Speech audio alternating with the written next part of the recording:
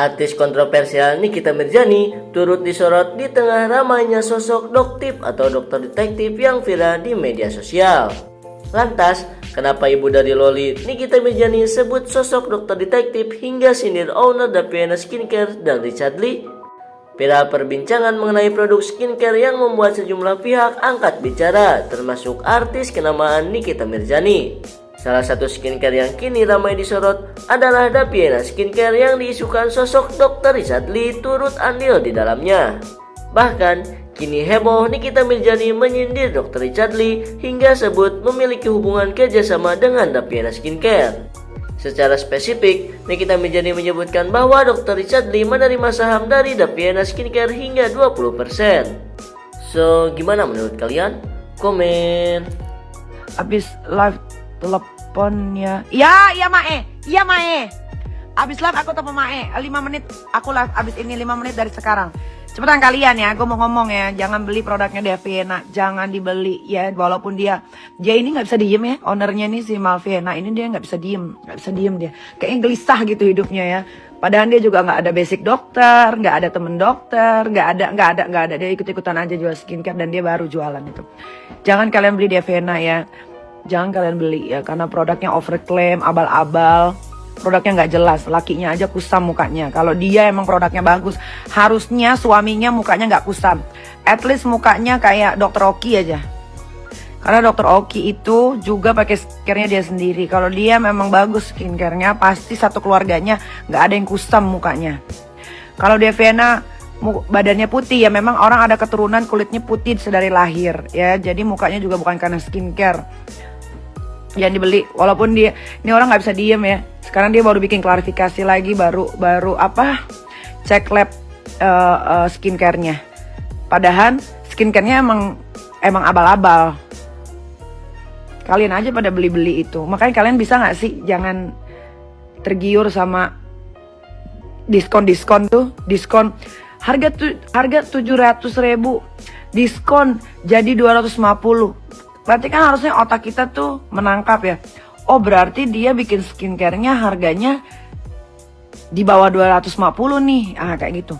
Sebenarnya kita sebagai pengusaha ya, penjual, dapetin keuntungan sebesar-besarnya nggak ada masalah juga sih. Tapi kalau lu dapetin keuntungan sebesar-besarnya tapi produk lu jelek, ngapain? Nggak boleh itu namanya. Itu namanya penipuan, dusta di peskincarean ya. Jangan kalian mau didusta-dustakan ya. Jadi nanti dustek gitu. Jangan ya. Kalian harus pinter. Kalian itu customer itu adalah raja. Ya, mulai dari sekarang belajarlah memakai skincare yang bagus, baik dan aman di kulit. Ya, jangan kalian juga pada bodoh-bodoh. Ya, kadang-kadang orang Indonesia ini pengen muka putih.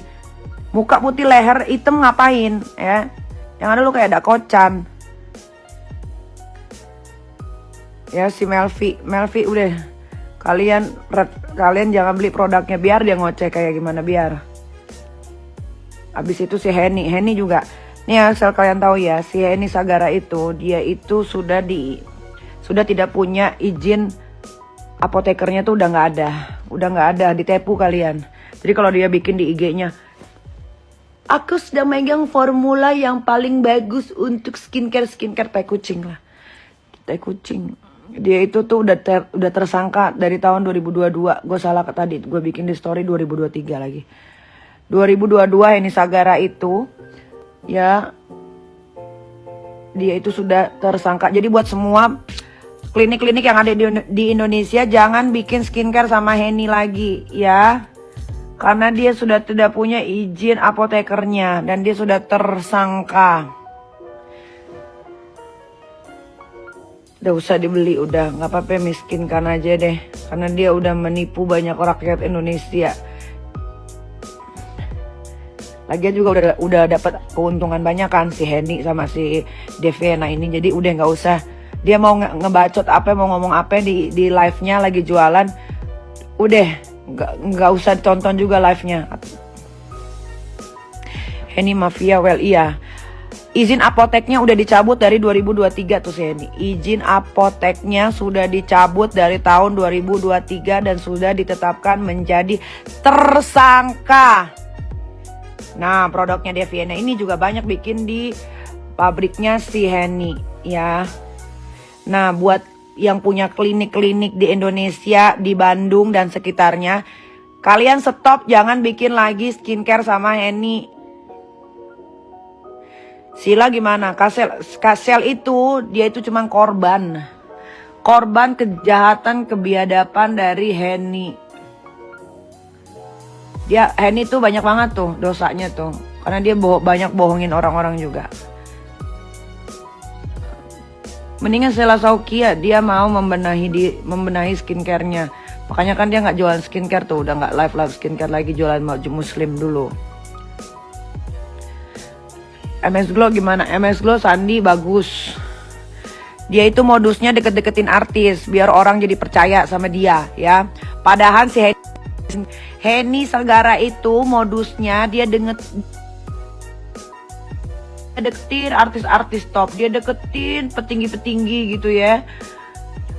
Dia deketin artis-artis top, dia deketin petinggi-petinggi. Padahal itu si Henny itu nggak ngerti apa-apa tentang skincare, Ayo deh, si Henny kalau nggak suka sama gue sini ketemuan, kita ngomong secara terbuka, ditonton sama halayak ramai. Nanti gue live-in di YouTube, gue live-in di TikTok gue live-in di IG gue. Nggak ada pinter-pinternya dia, gue juga nggak ngerti dia dapat gelar. Tapi apoteknya itu udah nggak ada izinnya, udah dicabut.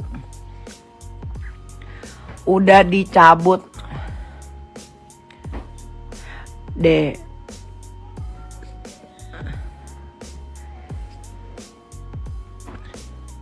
Untung ya gue jual skincare tuh nggak pernah overclaim.